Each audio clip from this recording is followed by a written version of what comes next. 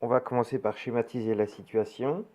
Sachant que le lundi, elle a mangé les 3/5 des bonbons, on va représenter l'ensemble des bonbons par un rectangle.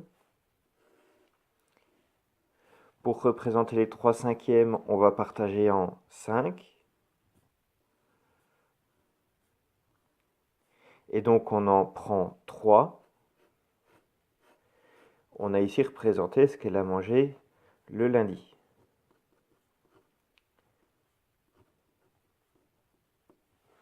On va ensuite s'intéresser au reste. Elle mange les 3/4 de ce qui lui reste le mardi. Donc on va découper ici ce qui reste en 4. Ici 4 lignes et on en assure 3 lignes et on représente ici ce qu'elle a mangé le mardi. Bien sûr, on peut prolonger notre partage de manière à ce que toutes les cases soient identiques pour avoir une bonne répartition. Et il nous reste ici plus qu'à compter. On nous demande quelle proportion du total a-t-elle mangé le mardi. Le mardi, elle a mangé 6 cases sur 20 cases au total. Donc ça, c'est le mardi. Et c'est bien par rapport au total, donc j'ai bien compté les 20 cases du total.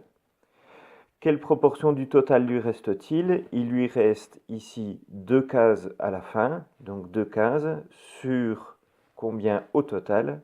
Sur 20.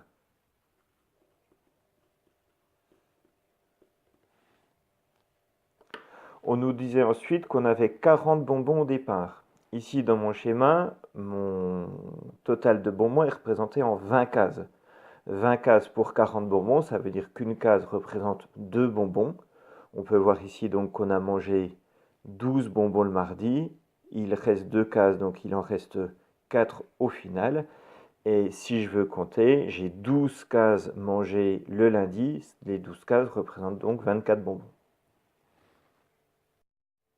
Une autre façon de représenter le problème, c'était donc toujours de représenter nos bonbons par un grand rectangle, toujours de séparer en 5 et d'en assurer 3 pour le lundi.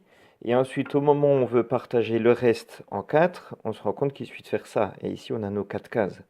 Et donc, je peux en assurer 3 sur les 4. Comme toujours, je continue de prolonger pour que l'ensemble soit partagé de manière équivalente. Et donc ici, quand je compte, j'ai 3 cases coloriées pour le mardi, mais cette fois-ci sur 10, ce qui correspond bien à 6 sur 20 si je multiplie en haut et en bas par 2.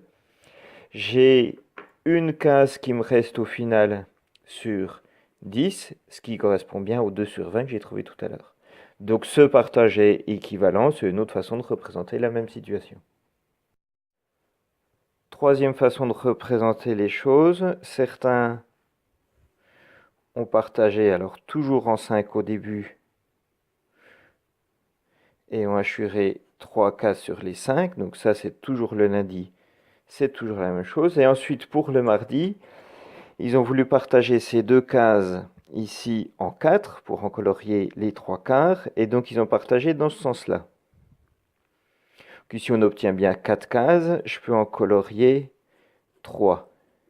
Il faut alors que je partage de la même façon mes autres cases. Et ici, je peux compter comme d'habitude. Je trouve que cette représentation est un peu moins pratique, on s'y retrouve moins, mais on a bien colorié au total 3 cases pour le mardi sur 1, 2, 3, 4, 5, 6, 7, 8, 9, 10. Donc c'est aussi 3 sur 10 pour le mardi. Et il reste bien toujours une case sur 10 à la fin qui reste. Donc c'est une autre façon de représenter les choses qui me paraît peut-être un peu moins lisible.